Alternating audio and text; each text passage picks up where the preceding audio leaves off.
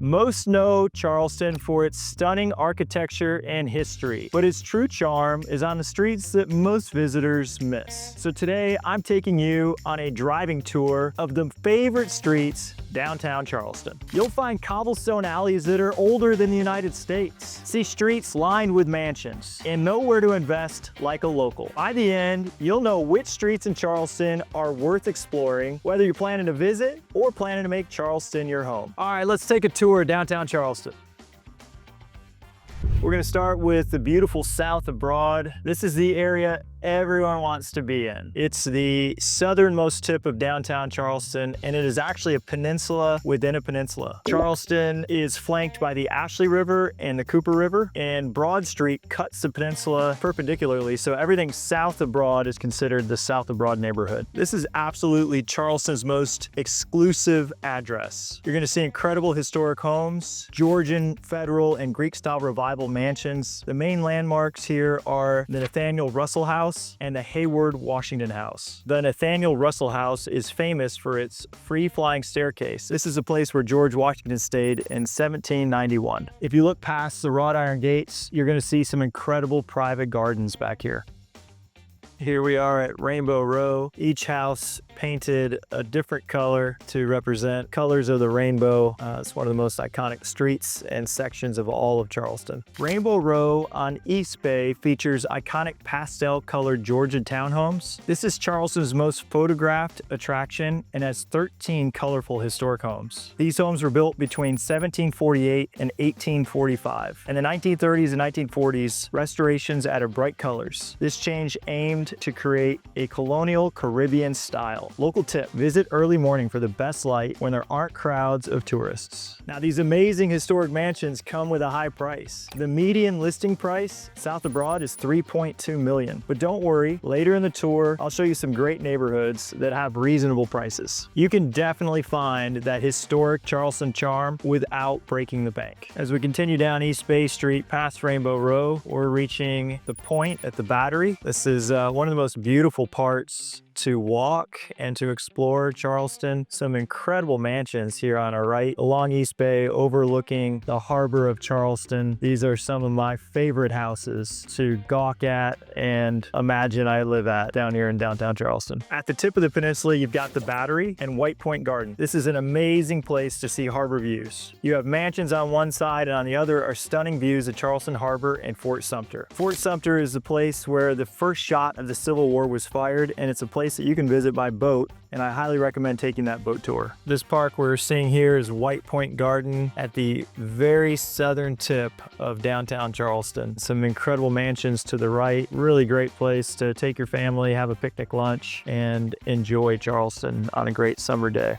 Now we're coming up on some must-see streets south of Broad. The first is Trad Street, one of my favorite streets. It has a neighborhood vibe and a good feel. We're passing Colonial Street. Down Colonial, you're gonna get to Colonial Lake in the Harleston Village area of downtown Charleston. Here we're coming up to Rutledge. Rutledge is a one-way, and Rutledge runs almost the entire length of the peninsula. It's one of the longest streets in downtown Charleston. To our left is one of the oldest homes in Charleston. That house, that's 160 Trad Street. I believe it was built in the early 1800s. It's got a plaque on one side of it. South of Broad is truly a neighborhood that you can live in. It's a nice neighborhood with great walking, a really great community. These are not just second homes, but of course people do buy second homes here too. It's a great place to live. You can bike everywhere. You can walk to the grocery store. You can take your golf cart down to King Street. It's just a wonderful neighborhood.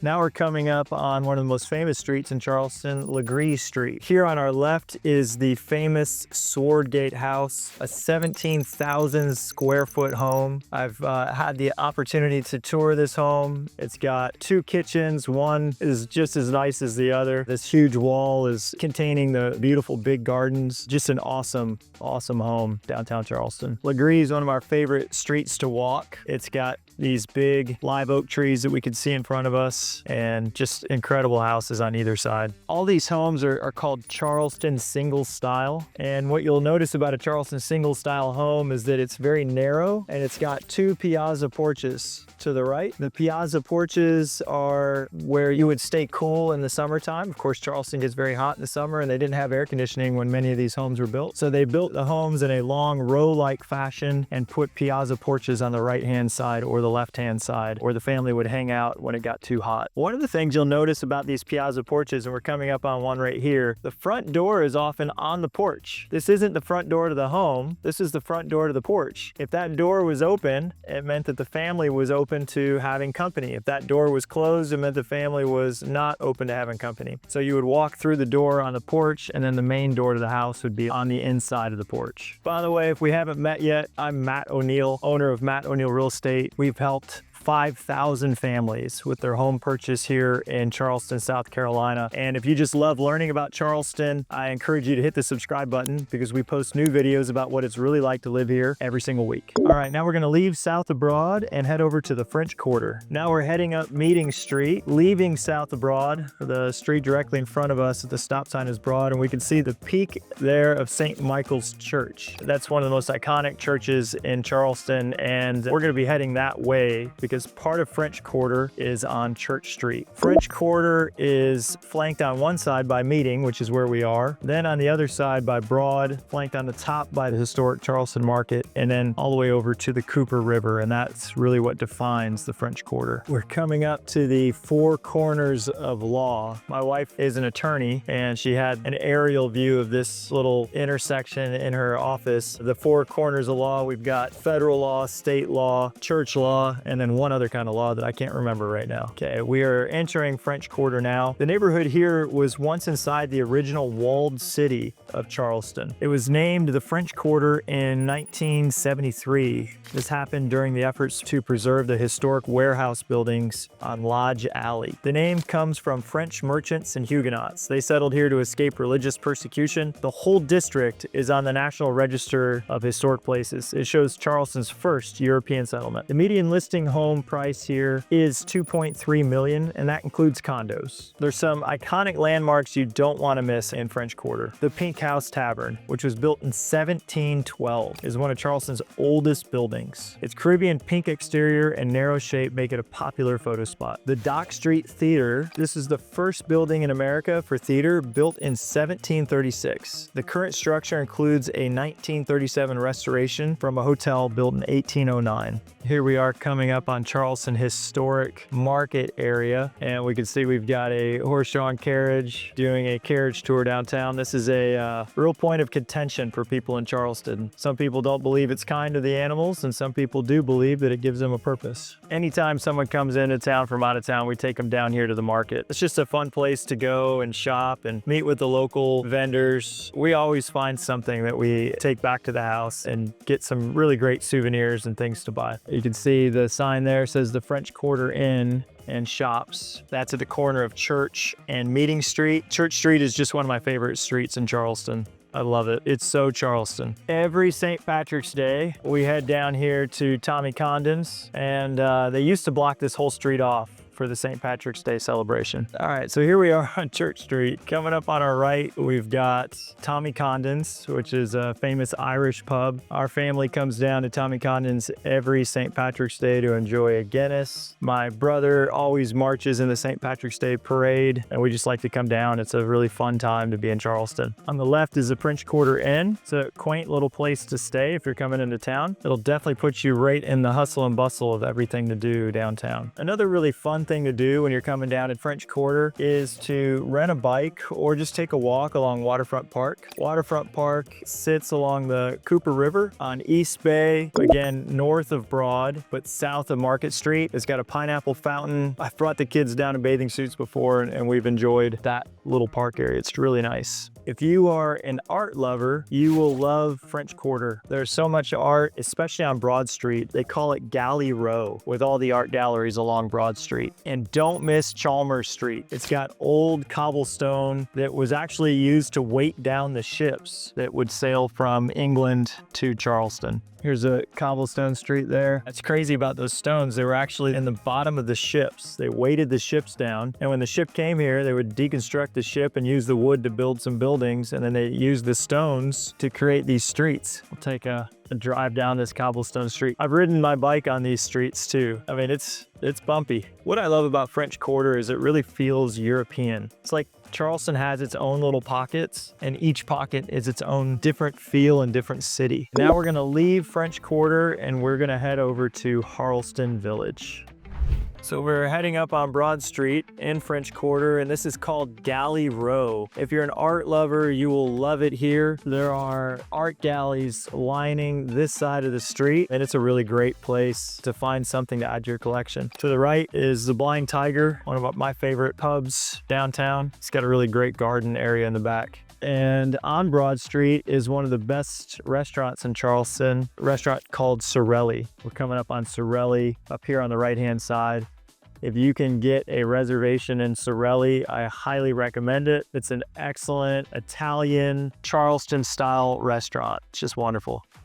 All right, here's Charleston Village. Charleston Village offers a great blend of historic buildings and modern energy. Much of this vibe comes from the College of Charleston. Charleston Village stretches from Broad to Calhoun, and it's west of the Ashley River. So we had French Quarter kind of on the Cooper River side of downtown Charleston, north of Broad. And then on the Ashley River side, north of Broad, is a place called Charleston Village. It's a little bit more affordable than south of Broad and French Quarter. The median price here is $1.2 million. It originated in 1672 on a land grant to John Charleston and was annexed into Charleston in 1770. It evolved from pasture land to one of Charleston's most desirable residential neighborhoods. It's perfectly located near the harbor, near Broad Street, the College of Charleston, and the Medical University of South Carolina. We're coming up on Colonial Lake. You see all these flowers here? My team and I actually planted these flowers as part of a charity day. One day that we took a day off of work and we're just making Charleston more beautiful. Colonial Lake is a great place to run and to walk. To the left, they've added pickleball courts and tennis courts. This is a really great addition to the area. It makes living down in the Charleston Village area a great place to live and enjoy and play. There's also a basketball court back here I've played at with my family, and a kids play park is also back here. I think there's a school back there as well. These houses on the left overlook the lake, and then there's houses all around the lake. Really great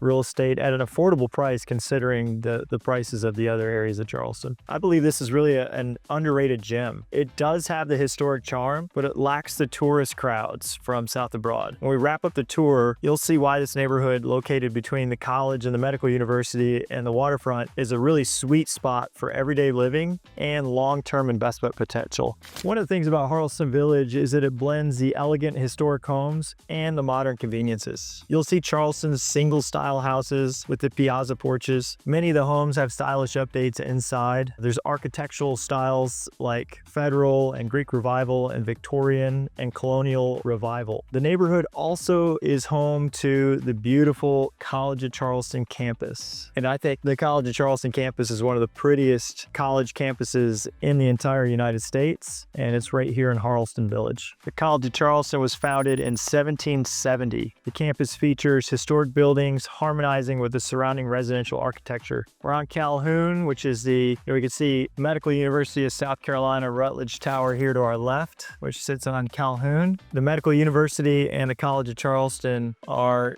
two of the things that make downtown Charleston a thriving place to be. It just makes everything kind of happening. There's a really good vibe and a really good energy down here. The neighborhood has great gathering places. We already passed by Colonial Lake. There's also Cannon Park, the William Black Clock House, and the John Rutledge House Inn. You have some incredible streets down in Charleston Village. Bowles Street, Wentworth Street, and Cumming Street all feature really beautiful houses, as well as markets and shops The area is truly a walkable part of the city. In fact, Charleston is one of the most walkable cities in America due to the lack of hills. They call it the low country. So it's just an easy place to live and walk. Harleston Village is special because it's the perfect middle ground. It's less touristy than South of Broad, but also more historic than the North Calhoun Street areas. This neighborhood transforms with each season. In spring, you'll see beautiful gardens. Fall is great for relaxing on porches, and winter reveals architectural details like trees that usually hide. Next up, we're going to check out Charleston's commercial heartbeat. We're heading over to King Street.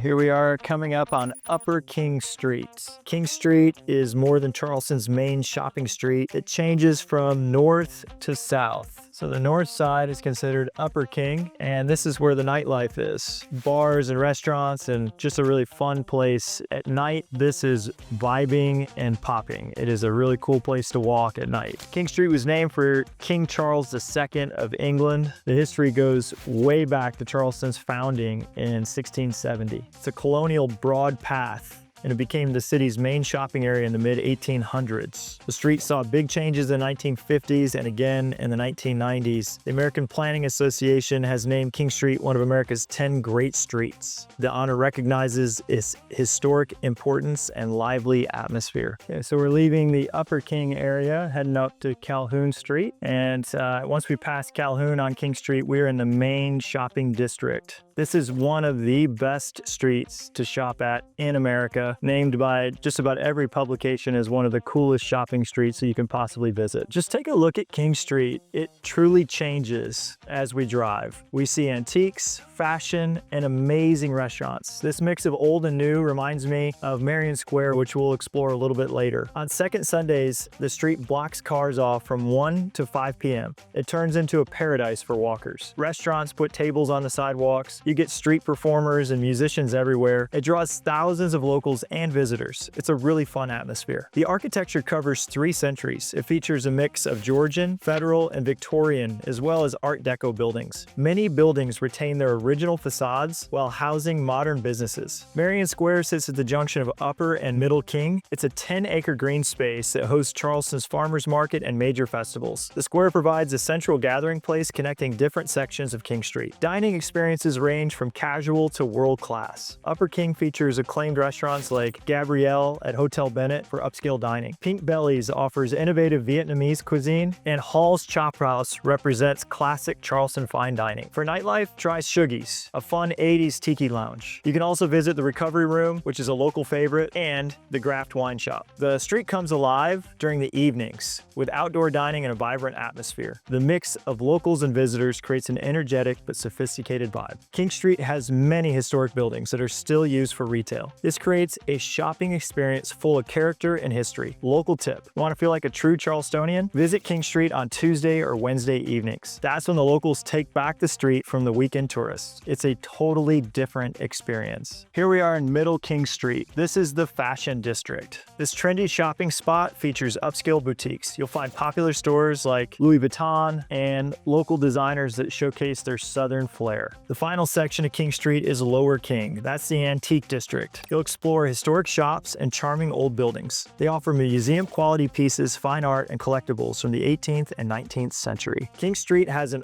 urban energy, but our next stop is a little bit more residential. It features some of Charleston's best parks and green spaces. Let's head north past the crosstown to Hampton Park and the Upper Peninsula. Okay, so now we're just past Calhoun Street on Meeting Street. We're heading to the north side of the Charleston Peninsula. This is going to be the Hampton Park area, a bit less historic. You're going to have opportunities to find new construction homes here, but still many of the homes were built in the early 1900s, 1920s, and it's a nice area of town. It's more of a family neighborhood vibe than historic downtown. Also a little bit easier on traffic. You can get in and out of north side of downtown much easier than the south side because fewer tourists will be up this way. So as we cross the crosstown, which is really Highway 17, and we continue north of Charleston, we're going to end up in the Hampton Park and the Upper Peninsula. We're in the Hampton Park Upper Peninsula area now, turning right on Ashley Street, which is a one-way. Ashley's one way, Rutledge is the other way. Those are two main thoroughfares. Straight in front of us, we have Hampton Park. Hampton Park is huge. It's 60 acres. It's the largest park on the peninsula. It's like our Central Park. It is such a cool place to walk, to jog, to ride a bike, to bring your dog, to bring your kids. I love the Hampton Park area. There's festivals here. There's a lot of things to do up in the Hampton Park area. This land has quite a history. It was part of the Orange Grove plantation in the 1700s. Then it became Washington Race Course in 1835 for the South Carolina Jockey Club. After the Civil War, it was converted to a public park and named for Confederate General Wade Hampton III.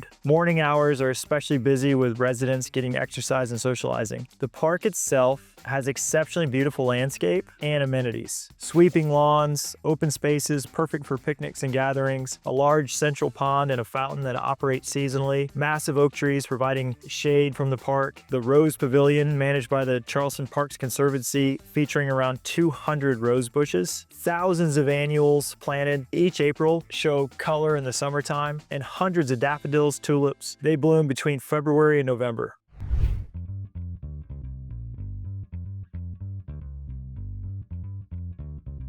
We're ending our tour at Marion Square. Marion Square is located at Calhoun and King Street, and this used to be the Citadel. This whole square is where the Citadel used to do their parade. Today, we've got an art show going on. This also features Charleston's Farmers Market, where you'll have 70 different vendors come out with different things to eat and different things to sell. It is really the hub and the vibrant center of downtown Charleston. I love this area because you can literally get to everywhere from Marion Square. Marion Square is surrounded by three of Charleston's most iconic hotels. To my right, we've got Francis Marion Hotel. Right behind me is Hotel Bennett, one of my favorite hotels in Charleston. And you also have the Dewberry just a little bit up on King Street. Now that we've explored these great Charleston neighborhoods, let's talk about what you need to know before you move here. The first is Charleston is highly walkable. Charleston received a 99 out of 100 on the walkability score. So daily errands, dining, and attractions, they're all accessible by foot. There's also a free dash trolley that connects all areas that we've seen today, making car-free living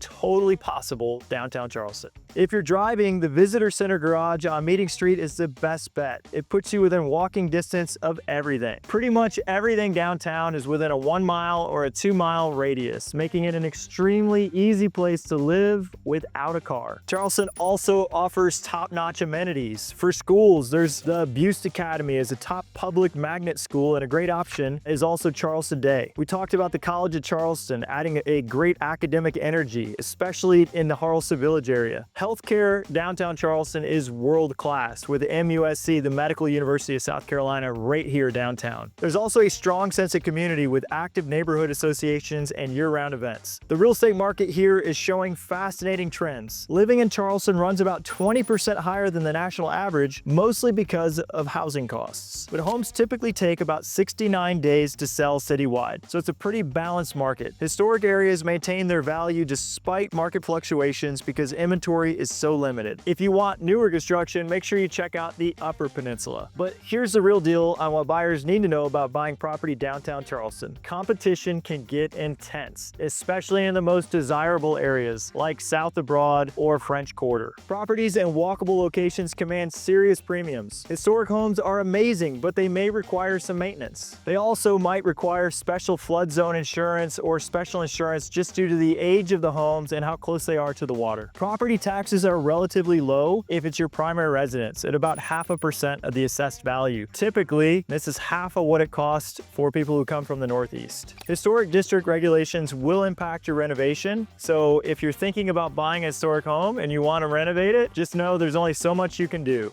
The Historic Preservation Society is going to make sure the windows stay the same, the siding stays the same, and even the color stays the same. Downtown Charleston offers a unique mix of history, walkable life, and coastal vibes. You won't find this combo anywhere else, but it comes at a high price. The key is finding the downtown neighborhood that matches your lifestyle and budget. If you're looking to buy a home, knowing the micro neighborhood trends is the key. Streets that are closer together in downtown can have different values and different vibes. So in conclusion, Charleston's real estate market offers many different things depending on what your budget is and what you prefer. We looked at South of Broad today, the most exclusive and most expensive area of downtown Charleston. We also looked at the French Quarter, which is a little bit less expensive, but still has that great historic vibe. Then we moved over to Charleston Village, which is a much more affordable place and offers more of a college living style because you got the College of Charleston right there. But if you're really looking for the best value, you might consider looking at the Hampton Park in the north area of downtown Charleston.